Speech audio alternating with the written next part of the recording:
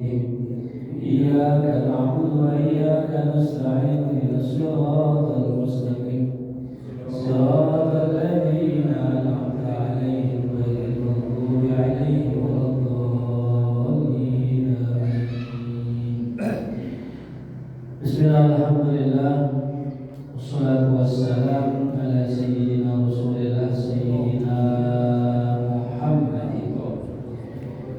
ابن عبد الله وعليه وصحبه ومن تبعه ووالاه لا حول ولا قوة إلا بالله أما بعد. Alhamdulillah, bersyukur kepada Allah Subhanahu wa taala kita melanjutkan kembali kajian kitab Fawaidul Mukhtarah, masih berkenaan tentang seputar salat. Ini kemarin melanjutkan kisah tentang kehusuannya, sedikit daripada kisah tentang kehusuan.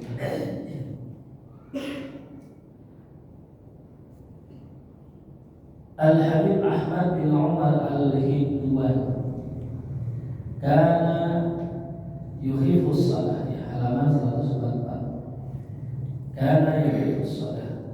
Habib Ahmad bin Umar Al-Hindwan itu kebiasaannya itu adalah meringankan sholat, jadi sholatnya ya cepat. Fasuila andalik, maka ditanya beliau tentang yang demikian itu, kenapa aku sholatnya cepat? Faqala minal ladzati allati ajiduha fis shalah, karena kelezatan yang aku dapatkan ketika lagi sholat. Akhafu an yasbiqani khurujul mani, aku khawatir saking nikmatnya sholat, ya, nanti aku keluar air mani. Saking nikmatnya sholat. Luar biasa ya, orang sholatnya saja nikmatnya, ya, mirip-mirip saya kayak orang yang berhubungan. Memang kadang-kadang ada itu ya, anugerah gitu ya, yang Allah berikan kepada sebagian wali, kan ya, semua, sebagian wali, nggak mesti wali begitu. Ada nih almarhum almarhumah ya, Kiai Haji Thaiful Mawardi yang baru saja berpulang ke almarhum, baru banget tadi sebelum maghrib. Ya, Allah ya Rasulullah Indonesia dimaafkan kesalahannya, kita buka bersama beliau. Itu Kiai jawab, nggak tahu jawab mana, jawab mana mungkin. Itu beliau punya keistimewaan apa? Itu sering mimpi ketemu Rasulullah. Ya. Sering mimpi ketemu Rasulullah apapun. Dalam kondisi bagaimanapun sering mimpi ketemu Rasulullah. Sampai Sayyid Muhammad bin Alwi Al-Maliki Al-Hasani, salah satu ulama ya, asal negara ya Saudi, maka itu beliau kalau nanya mimpi sama dia, mimpi apa itu yang telepon, mimpi Nabi apa itu, apa nasihat Nabi buat saya, apa, sering nanya. Nah itu namanya karomah. Jadi ada yang karomahnya mimpi ketemu Nabi sering. Nah ada yang karomahnya kalau lagi sholat, saking nikmatnya sholat, dia takut keluar sperma. Ada lagi orang karomahnya baca Quran, karena wiridnya baca Quran, saking enaknya baca Quran, itu dia merasakan rasa manis di lidahnya kayak orang makan madu. Saking nikmatnya, pas dibaca Quran, mulutnya merasa manis. Nah maka ketika di bulan Ramadan di siang hari dia nggak baca Quran. Orang tanya, saya kok antum nggak baca Quran? Aneh takut pas aneh baca Quran, batal puasa aneh, kenapa? Aneh merasakan rasa manis di mulut aneh. Subhanallah. Nah jadi hadirin rahimahullah, rasa manis yang diberikan Allah terhadap satu ibadah itu termasuk karomah. Ya, termasuk apa? Kemuliaan yang Allah kasih buat kita, sehingga muncullah karomah yang tertinggi setelahnya adalah istiqomah. Jadi bermula dari manis dulu tuh, ya. Kalau nggak manis nggak bakal istiqomah ya. Makanya kita heran ada orang istiqomah banget nyawer, tahu nyawer ya? Kalau sini sih kalau nggak ada, di sini kan di masjid. Ada orang gitu, kemana aja pamilis diikutin sama dia. Punya ronton jadwalnya.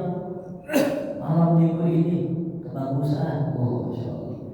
Minggu depan mana bang? Sono saya. Wah apa ya? Kenapa kok bisa begitu? Karena udah ngerasa manis, udah ngerasa nikmat. Ya, sama kayak ngaji. Saya masih ingat dulu saya ngaji, kan ikutin saya dusuk. Hampir semua pengajian di Puro saya ikutin.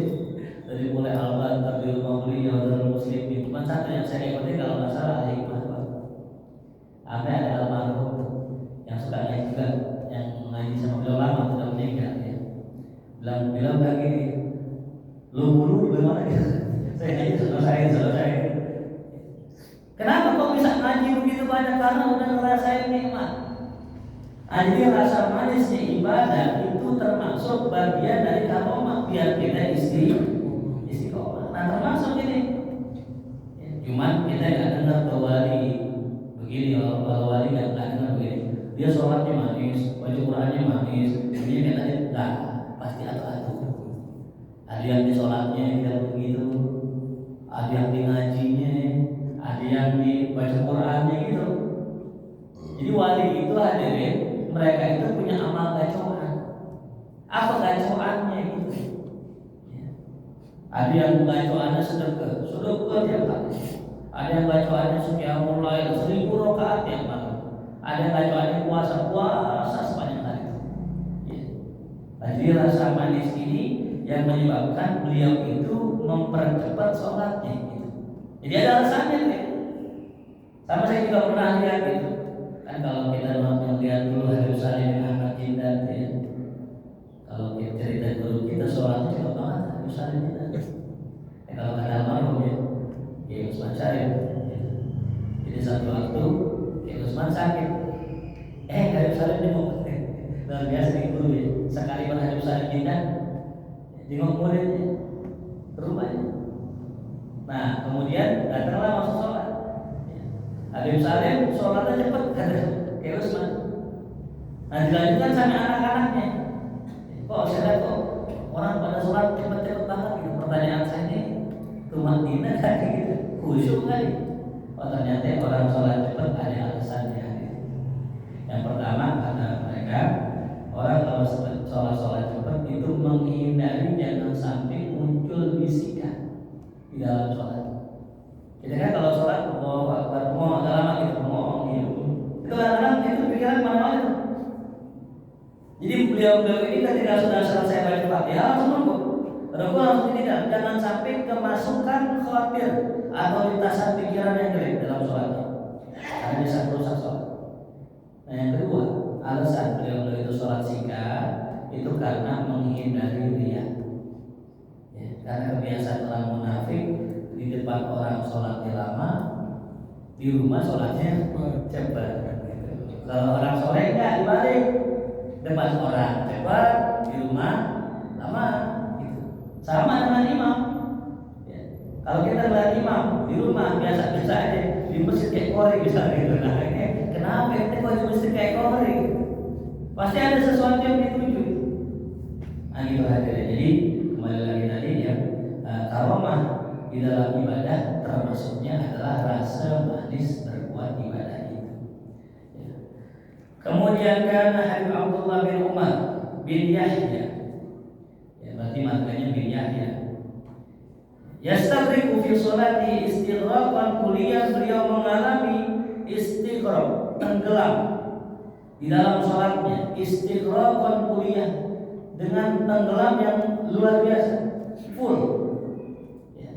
Jadi kalau istilah dalam ilmu tasawuf itu ada namanya istighraq. Istighraq itu orang sudah tenggelam, orang sudah fokus. Ya kayak orang dengerin musik. Saking khusyuknya, saking tenggelamnya orang manggil nggak ada.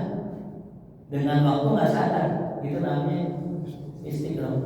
Kalau mau praktekin istighraq boleh ambil joran pergi ke pancingan itu. Itu istighraq kan itu. Dari pagi sampai sore itu. Nggak ambil utang kan? Hilang tuh pikiran utang, hilang pikiran keluarga. Pokoknya khusyuk banget. Nah itu gambarannya orang istighraq. Ya, ini cuma gambaran doang. Jadi ada orang saking istiqromnya kayak beliau, hatta inna rubbama kana fi ba'dil ahyan yujlisu ahlan binabihu. Saking dia itu tenggelam bersama Allah dalam sholatnya, dia jadiin satu orang di sebelahnya. Ngapain? Ngingetin dia. Ya. Faidah staqraqa fil qiyam, kalau ini ulama udah tenggelam dalam dirinya, diri aja tuh, saking nikmatnya.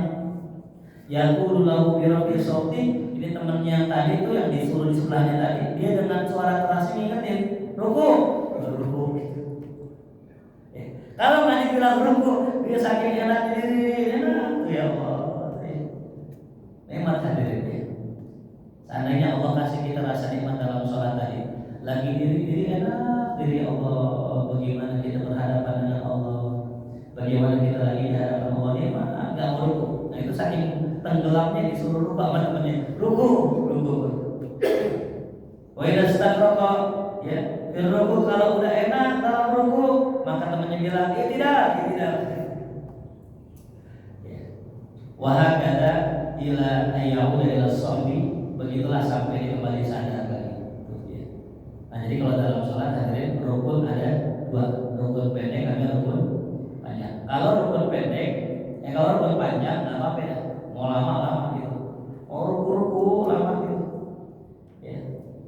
Nah, saya punya cerita dulu ya, mudah-mudahan ini menjadi motivasi buat saya dan Allah kasih kembali nikmatan yang Allah kasih dulu sama saya. Saya pernah ngalamin lagi sholat diri gitu. Ya. Zaman kita masih belajar, masih ngaji, ambil guru-guru. Diri nggak mau ruku lama dan nggak mau bangun. Memang ada ruku bisa, mungkin ada kali 5 menit ruku.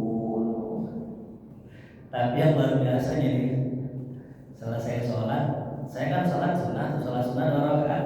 Jadi Nabi nggak sholat fardu, habis sholat jamaah, sholat sunnahnya tuh kita nanti nikmatin. Pas sholat saya salah, kalian ada jamaah. Itu dari tadi, saya saking enggaknya ada orang di belakang. Kan yang enak yang rukunya lama banget tadi. Itu kenikmatannya yang mungkin kita rasakan ya. Jarang-jarang kali gitu. Kalau jamaah sini mah insya Allah kayaknya sholat sunnahnya lama-lama jamaah sini. Saya lihat ini kalau saya sholat di sini sholat sunnahnya lama banget. Saya udah pulang berapa deh, baru pulang subhanallah. Luar biasa, ngalahin tiang masjid dirinya. Ya hadir itu yang luar biasa makmumnya itu. Saya salam, assalamualaikum. Kaget saya ada orang. Astagfirullah, zolim kita. Ya kalau kata saya Yusuf zolim itu, imam harus baca subhanallah biar alat 3 dibaca 10, makmumnya lari dong. Dosa. Tapi karena saya lagi sholat sunnah nggak yang jadi imam juga, saya juga nggak ada yang ngikutin. Soalnya ini beliau ngaji, ustadz juga ini. Ya, ngaji kalau kata guru kita Ustaz almarhum, kalau orang sholat jadi makmum nggak perlu nyolek. Itu yang paling afdal. Walaupun sah nggak sah, walaupun boleh. Ya. Dulu saya pernah bilang gitu. Ya. Saya belum nemu kitab itu yang nyolek gitu. Ternyata pas saya baca kitab lagi, wah ada ketemu. Ya, dalam kitab-kitabnya ada jarang gitu. Intinya nyolek boleh, cuman kalau bisa. Yang pertama, opsi pertama kalau kita jamaah, kita langsung di sebelahnya kita. Nggak usah nyolek, karena bisa jadi nyolek kadang ganggu juga. Nah pas kita dia ruku, kita takbirnya kencengin Allah Akbar gitu, biar nandain oh kita ada di belakang kita itu. Ya, nah jadi ada orang saking nikmatnya sholat istiqroh. Ada lagi hadirin bukan istiqroh namanya fana. Namanya fana. Ada seorang ulama dalam kitab Abdullah bin Haddad dikisahkan dia itu lagi pengen sholat, lagi duduk menunggu azan, menunggu qomat. Habis sholat sunnah lagi duduk tiduran. Ketiduran ternyata dia itu mengalami fana. Ya murid-murid itu tahu nih imam suka fana gitu. Nggak sadar seminggu 2 minggu. Artinya apa?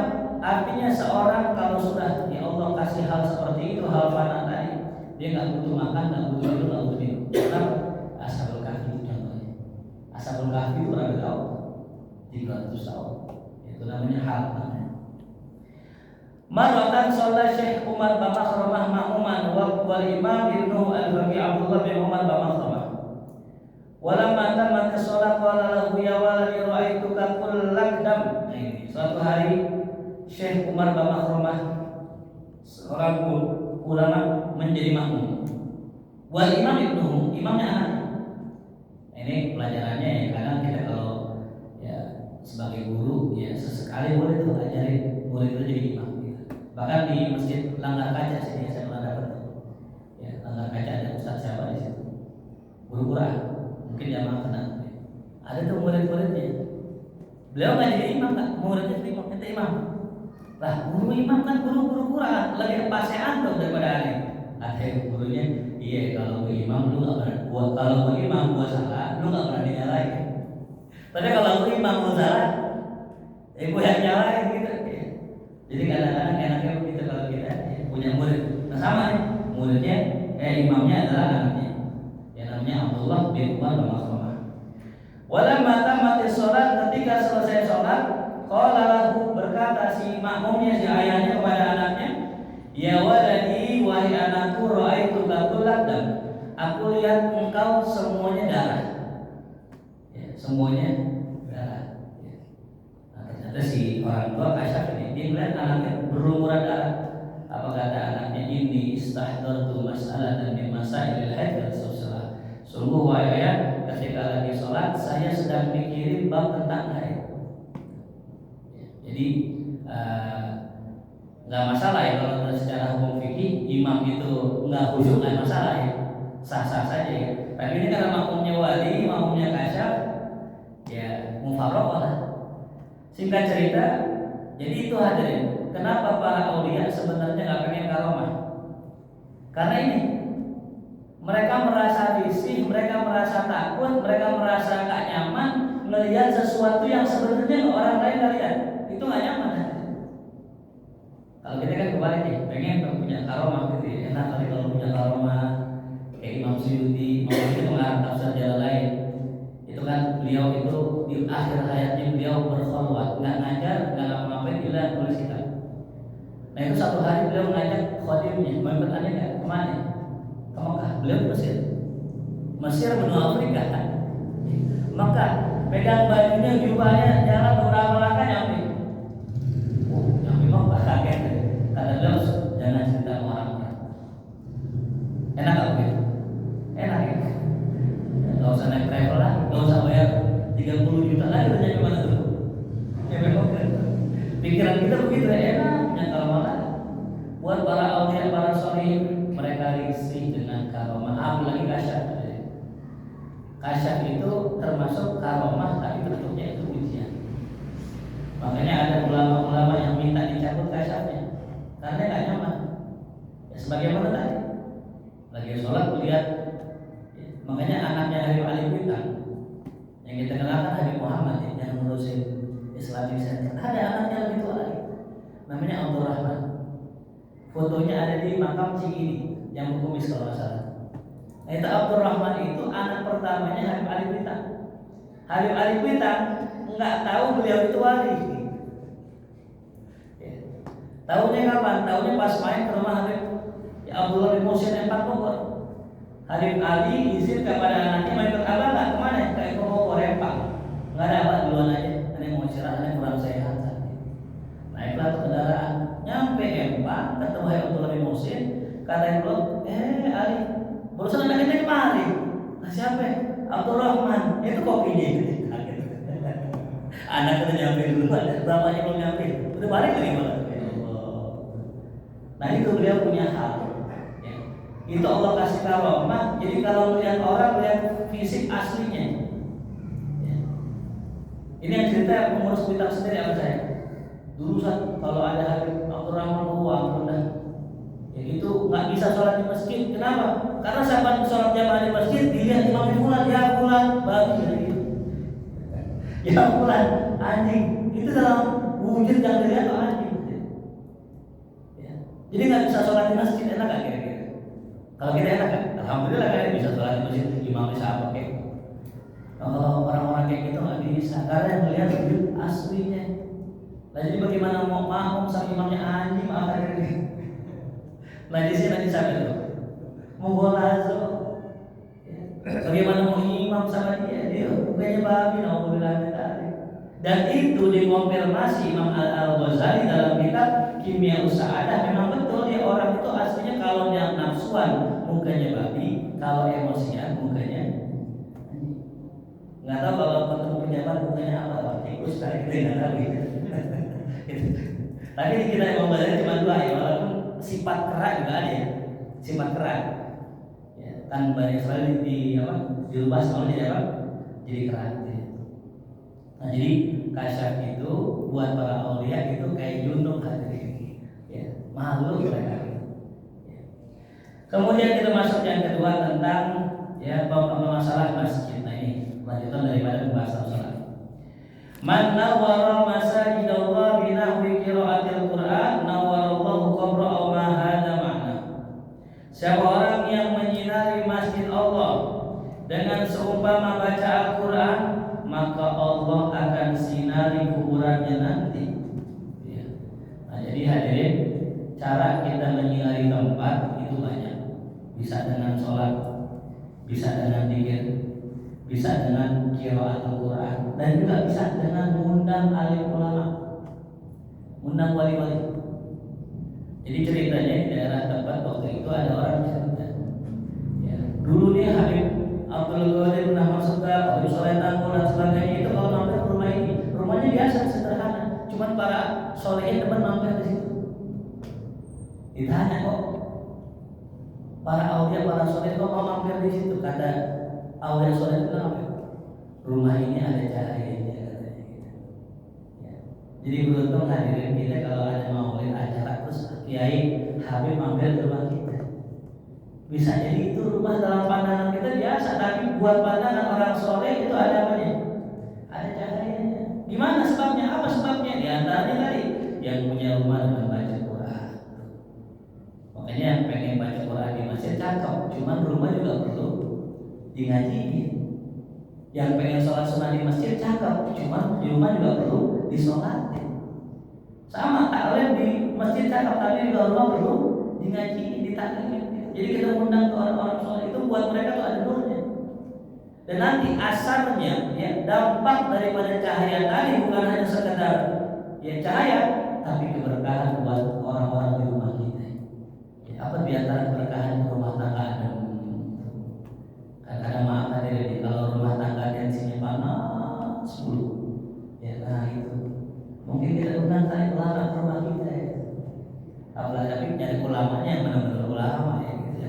Wali olehlah sholihin mukhlisin jarang aja sekarang. Dulu kalau masih ada Syekh Umar udah jelas Syekh Umar, masyaallah, wali olehlah. Sekarang jarang. Kenapa jarang? Karena ulama sekarang, wali sekarang nutupin rumahnya. Kalau wali dulu mah terang-terangan, kenapa? Nggak ada handphone zaman dulu, nggak ada medsos kayak sekarang, apalagi fitnah aja. Kalau zaman dulu enggak, ulama wali itu bisa nonjolin apa tuh karomahnya.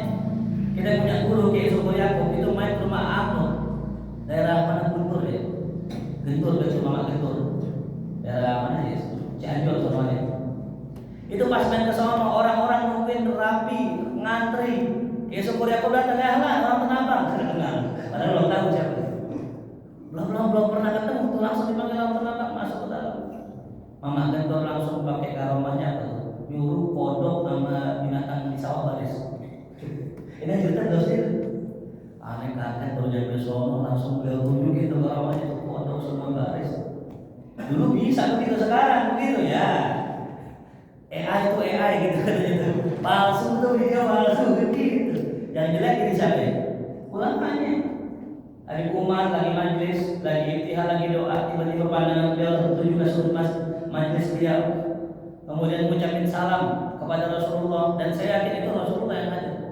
Tapi dicemooh sama orang, dibilang halusinasi lah, dibilang bohong-bohongan, itu dampak buruk di medsos sekarang. Makanya aulia nggak nunjukin karamahnya sembarangan kan. Ini kalau kita mau tahu ya orang soleh, saya bisa nyebut namanya. Ya, ini kata orang ya, bukan kata saya wali, bukan kata orang, kata ulama wali. Siapa itu yang pernah antum undang ke sini? Hari Muhammad ya, hari terus. Ya, itu masya Allah. Ya. Cuman beliau nyaru beliau kalau ceramah kocak lucu gitu. Kita nggak bisa mengenali wali sekarang, susah. Kata ulama, kata Ibnu Athaillah, lebih gampang kenal Allah daripada kenal wali. Kenapa? Wali pada nyambung Ustaz. Kalau wali cirinya sarungnya BHS gampang, makanya wali semua dia. Tapi kan wali nggak begitu. Makanya aneh bilang, aneh nggak bilang dia wali, orang bilang dia wali karena terkenal. Ya, gitu. Artinya apa itu?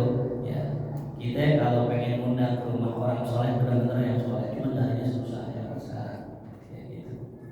Orang belum tentu yang terkenal itu soleh, belum tentu yang terkenal itu wali. Bisa jadi wali siapa? Orang yang datang kita nggak kenal, di pulang kita nggak kenal.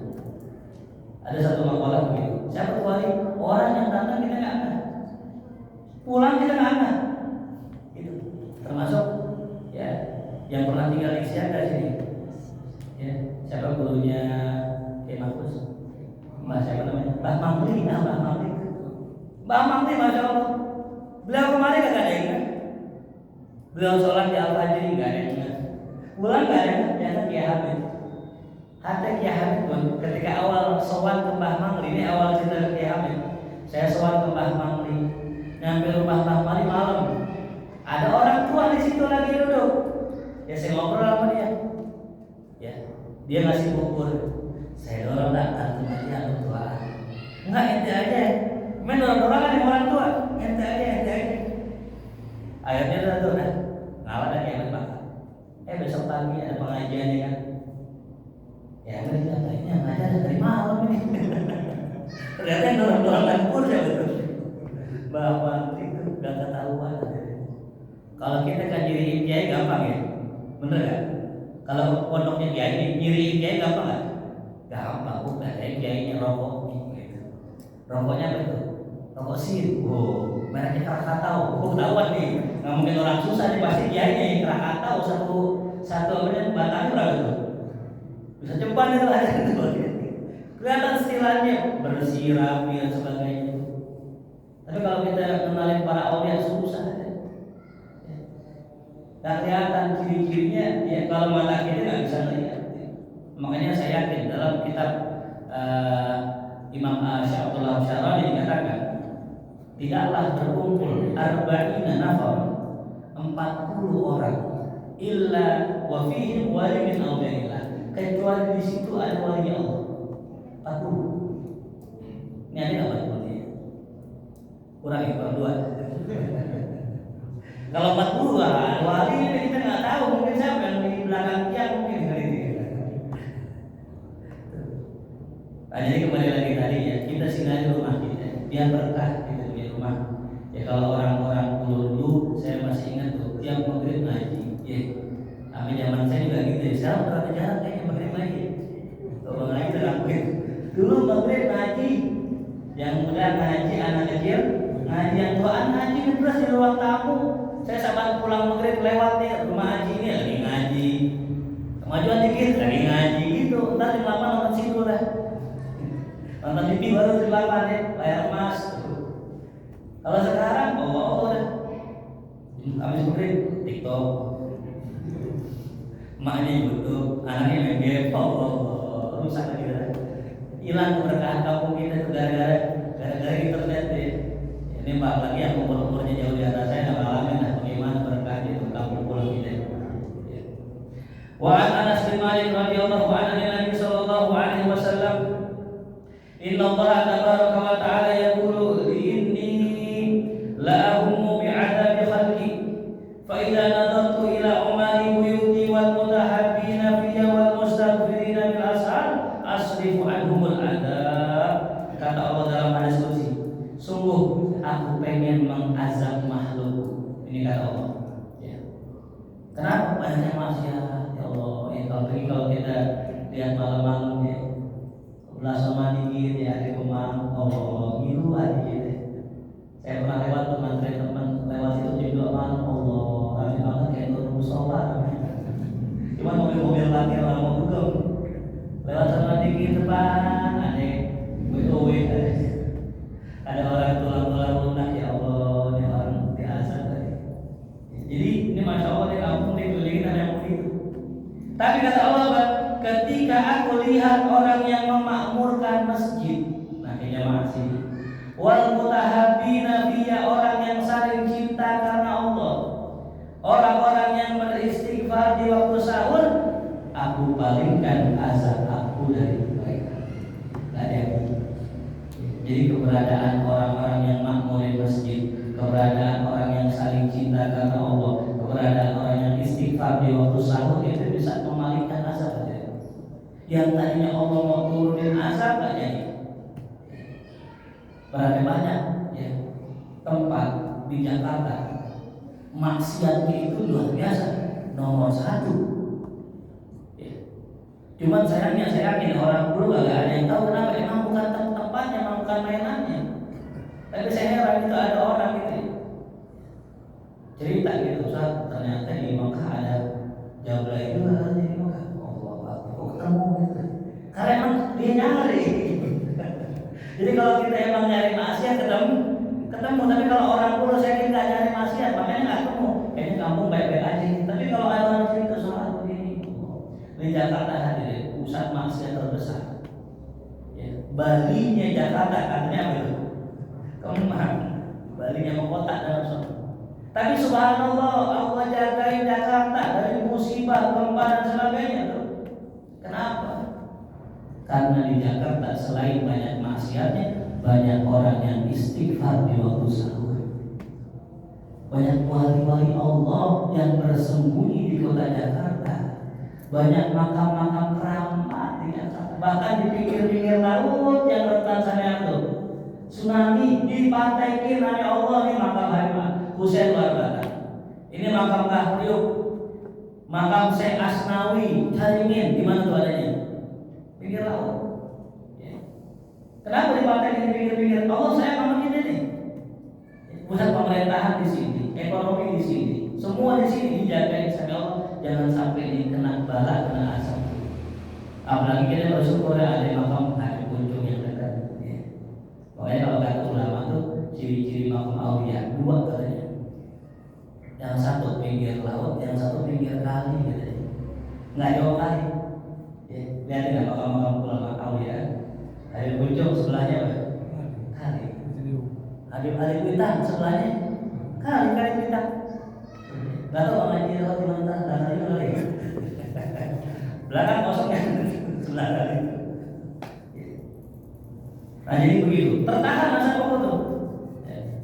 Makanya kalau kita lihat ada orang soleh, jagain aja. Orang soleh itu jadi kemakmuran, penyelamat kita di tanah Allah murka sama kita. Wakil ra'ayat iblis di mana Urian, dan suatu hari Imam Junaid melihat iblis di dalam tidurnya uryanan dalam kondisi telanjang.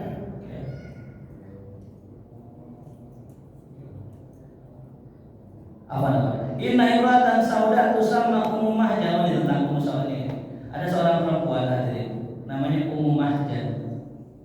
Kerjaannya tukang nyapu di Masjid Rasul. Tukang nyapu di Masjid Nabawi. Suatu hari Rasulullah sedang menengok orang-orang yang sakit, yang meninggal. Wa yazuru al-maqabir, sedang ziarah. Wa wajada min bainil quburi qabran jadid. Rasulullah ada kuburan baru di situ. Pasal Rasulullah yang man sahibu hadzal qabr, siapa yang punya kubur ini? Faqala ya Rasulullah innahu qabru Ummi Mahjan. Itu kuburnya Ummi Mahjan. Kata Rasulullah SAW, maka Rasul menangis.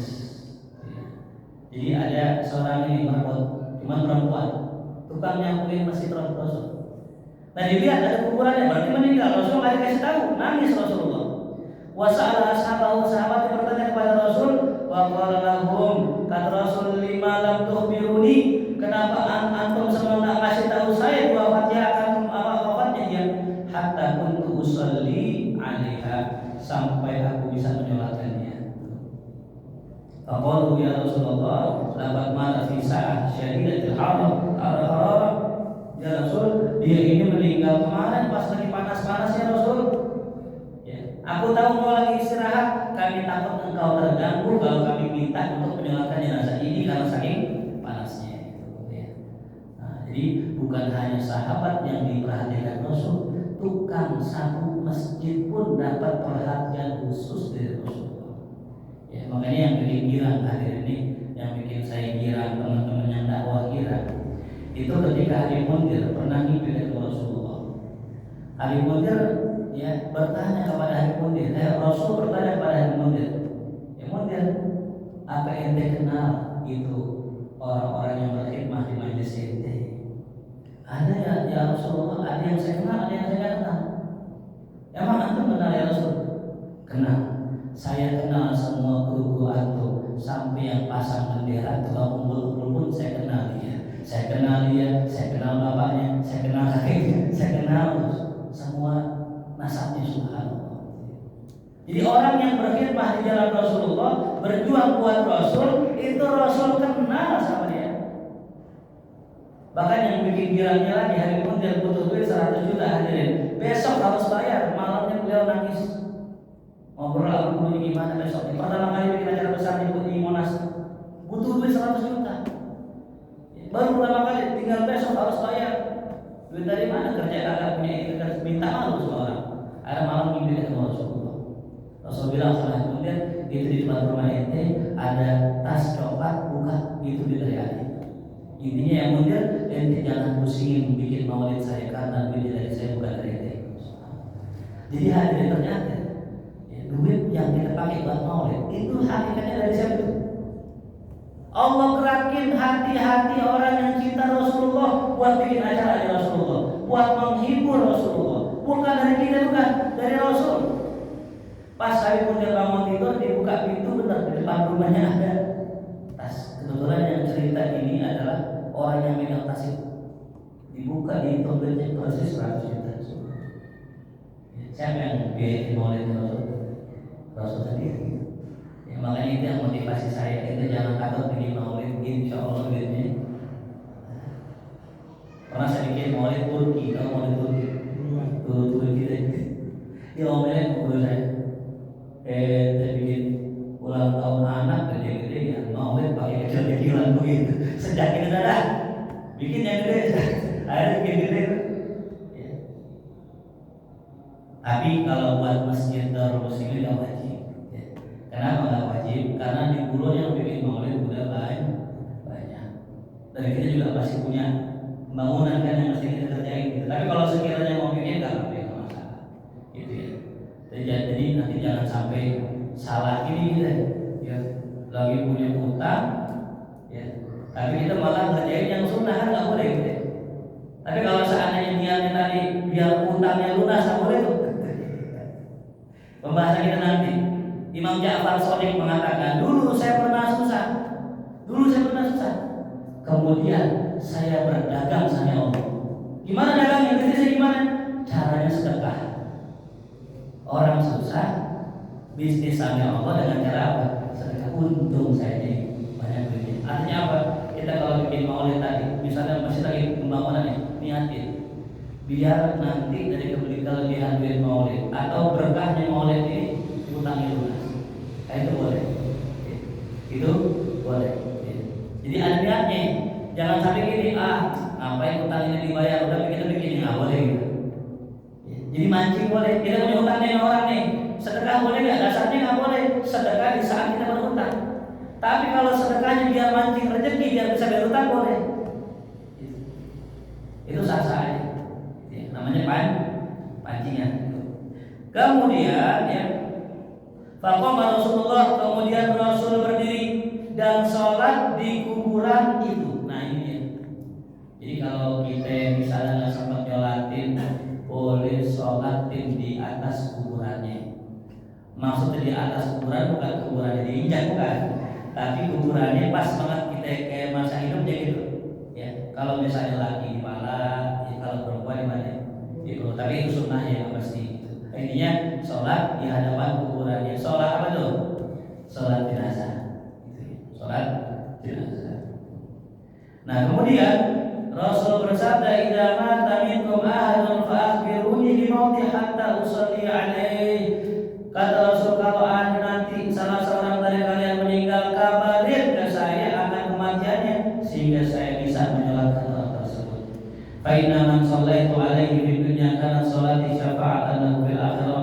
Karena siapa yang aku sholatkan dirinya di dunia, maka dia berhak mendapatkan syafaatku dengan barokah sholatku nanti di yaumil qiyamah. Kemudian setelah sholat Rasul mengucapkan salam. Apa salamnya? Assalamu alayki ya umma mahjan, ayyul a'mal wajati afdal. Rasul nanya ngobrol. Rasul nanya assalamu alayki, salam. Yang kedua Rasul nanya ayyul a'mal, amal apa yang kau dapat yang lebih utama bagi dirimu. Ini dalil bahwasanya apa? Kita boleh ngobrol kami bulan. Cuma jangan harap dibalas gitu ya. Assalamualaikum mbak gitu. Misal kita lagi punya hajat nih, misal pengen kawin gitu, datang ke rumah mbak kita, mbak apa kabar mbak, sehat? Boleh. Ini Rasul nanya ini gimana di sana tuh kan Rasul gitu ya. Wasomatan Nabi, lihat alam berjabah, kemudian Nabi diam. Habis Nabi kasih pertanyaan, diam Nabi. Wa ba'da dzalika qala li ashabihi. Ya, kenapa Nabi diam? Karena dia assalamualaikum, Nabi diam. Nabi nungguin jawabannya itu. Nabi bisa. Nabi bisa gitu. Tapi juga ada sampai orang juga ada yang bisa, wali juga ada yang bisa. Wali juga ada yang bisa. Tapi bukan orang masjid, bukan ya, maaf nih. Ada orang gitu ngobrol tuh ya masjid ya, silakan aja. Tapi ini ngobrolnya apa yang dikubur, ada apa-apanya. Gitu. Apa kata ini yang di dalam kubur rumahnya tadi? Innaha taqul, tadi ini kata almarhumah dibilang lam ajid afdhala indallahi min tanbihil masakin. Wahai Rasul, tidak ada amalan yang lebih utama yang aku dapati selain daripada amal bersihin masjid. Allahu Akbar. Sholatnya kalah, ame bersihin masjid. Sedekahnya kalah, ame nyapu masjid. Qiyamul lailnya kalah, ame nyapu masjid. Allahu Akbar. Habis ini kayaknya pada masjid semua ini. Kalau bersih pokoknya lah. Ini amalan, ini kacauan ini rumah jatuh luar biasa. Kalah terus semua bersih masjid itu. Padahal hadirin, apa sih arti bersih masjidnya? Kecil, ringan, orang gak pandang itu. Orang lebih engah imam sama khotib sama muazzin yang mungkin lebih, tapi di sebelah itu bersih masjid. Padahal yang kata Umar tadi, nggak ada amalan yang lebih besar yang saya dapatkan selain daripada bersihin masjid. Setelah itu Nabi bersabda, Inna Allah tabaraka wa ta'ala balaha baitan berjannah arwah al-anjali sabi. Kata Nabi, Allah sudah bangunkan satu rumah yang indah di dalam surga buat Umi Mahjan, dan aku sudah melihatnya, dia sedang duduk di rumah tersebut. Tuh, subhanallah. Ya, jadi ya pelajarannya ya nggak ada ya yang bisa jadi alasan buat kita nggak di masjid. Yang nggak bisa jadi khotib boleh jadi imam, yang nggak bisa jadi imam boleh jadi muazzin, yang nggak bisa jadi muazzin boleh jadi jamaah, nggak bisa juga. Kita nyampuin masjid cuma lillahi